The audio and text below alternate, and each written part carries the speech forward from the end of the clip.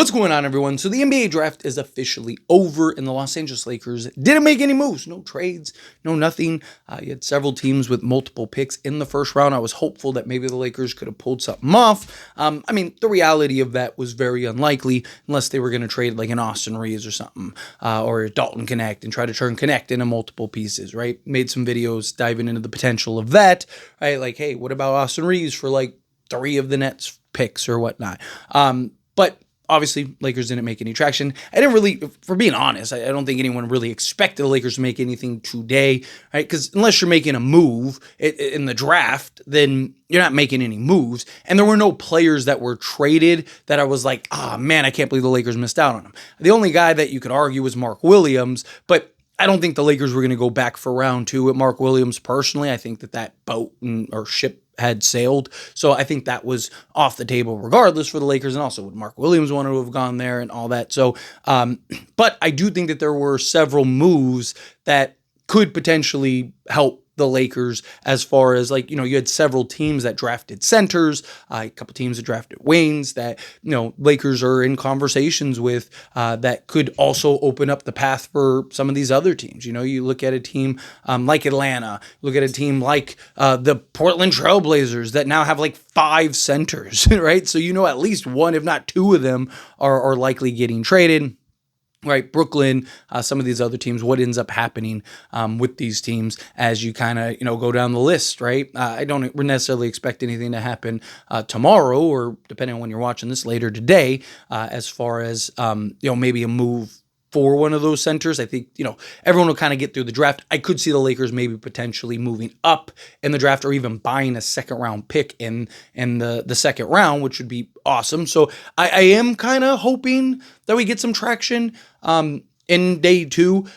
Again, wasn't really expecting it in day 1 outside of maybe we got, there was Andrew Wiggins hype early on and it was kind of like, okay, well, maybe the Andrew Wiggins trade or something happens. But outside of that, which again, likely happens later on down the road, again, we're not even fully in free agency. Free agency doesn't start to what? I think it's July 6th, I think is when first day of free agency officially opens. So we're right around the corner in that regard for that. And, so teams will have time for trades and working out who you're going to sign and whatnot. And I imagine the Lakers probably get something done, hopefully sooner rather than later. I'm confident the Lakers make a trade this offseason. I don't know if they'll make several trades this offseason. Rob Pelinka kind of likes to wait until the trade deadline to really make the big splash, the big moves, because you just get more value usually, and teams kind of want to get off of guys or kind of retool, and especially the Lakers assets really are in their expiring contracts, right? You kind of got that appreciating asset as you move closer to the NBA trade deadline, because once you get to the trade deadline, then it's like those actually become much more valuable because teams want to get off contracts, salaries, and retool and stuff. Outside of a team like Boston, how many teams are looking for things like that? We'll see as we move closer to the trade deadline or to the offseason and then into the trade deadline. But, Lakers ideally got to get at least one center, right? And we'll see what happens with the Andrew Wiggins situation, if that kind of continues to develop, kind of mount. As far as going into tomorrow, into, day 2, my hope is, one, the Lakers draft somebody, if, whether it's the 55th pick or not. Obviously, if a trade happens, right, again, for, let's say, an Andrew Wiggins, it's very possible the Lakers end up trading the 55th pick in that draft to where, now they don't have any draft, or maybe they trade that pick and then go buy a pick. We'll see how that happens because the Lakers can buy a pick. They're kind of limited on the amount of money that they can spend, but with the second round pick, usually you can do that. I know some people wanted the Lakers to go buy a first round pick. That's something that just doesn't really happen, right? Teams really buying first round picks. Usually there's an asset attached to that or not, and those going rates are pretty hefty. And the price is probably out of what the Lakers could actually spend as an April team. But second round pick is something that the Lakers could absolutely look to potentially buy to move up into the draft, right? Can they get into the 30s? Right, even like a team like the Brooklyn Nets have the 36th pick. Could you maybe get the 36th pick?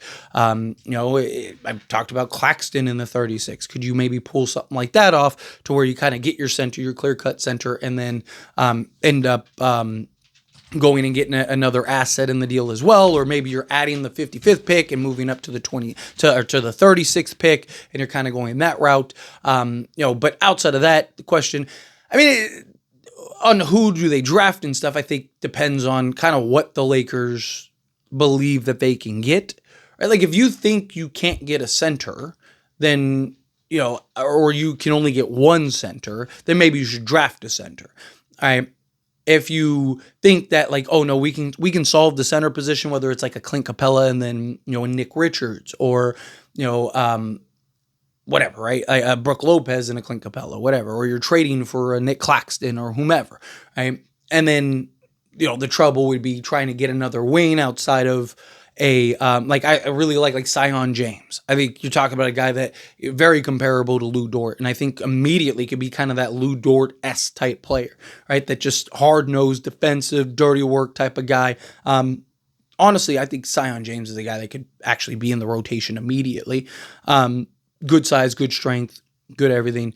Just nice all-around player, a little older, but again, like what do the Lakers believe that they can get? Right? If you think you need a center, Amari Williams, but also what do they think of Christian Koloko? And what do they think of, a Trey Jamison? Also, there's so many centers in this draft, and there's still like a couple handful still available.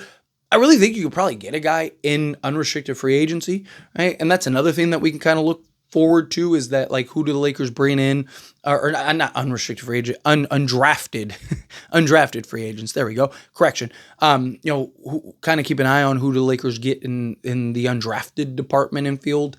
That could be something that signals something, but nonetheless, like I said, it's disappointing that the Lakers didn't pull anything off today, obviously, right? Especially when you wake up and there's all the Andrew Wiggins news and all that stuff. It's like, is this right around the corner? Is this right around the pike? And then nothing ends up developing in that regard. And then it's like, I get it. You're seeing teams make these moves and these trades and whatnot. It's like, why aren't the Lakers? Like, why are the Lakers just sitting on their hands? But again, like the Lakers aren't trying to get draft picks, right? Unless they're trying to get those picks to then go make a trade to get a guy, right? Like that's what I ultimately wanted the Lakers to kind of do, right? Like, teams, yes, they want Dalton Connect, but are they valuing him as a first? Okay, well, can you turn Dalton Connect into 2 firsts? So now if teams are, if there's a specific to, Utah, they're like only valuing Dalton Connect as a first, but you can turn him into 2. Well, now you got more value than what Utah is valuing him. So then maybe you can go get a Walker Kessler and so on and so forth, right? But we'll see what happens. But anyway, as always, this is a discussion. I pass the question on you. Let me know your thoughts and opinions down in the comments below. What do you think of day 1? And what are you looking forward to into day 2? Love to hear it either way, so let me know down in the comments below. That being said, if you haven't liked this video, hit that like button. Helps me a lot, so we enjoy these types of videos, and I truly appreciate it. Not subscribe channel, hit that subscribe button. Turn on the bell notifications. Appreciate y'all. See you in the next one. Thank you.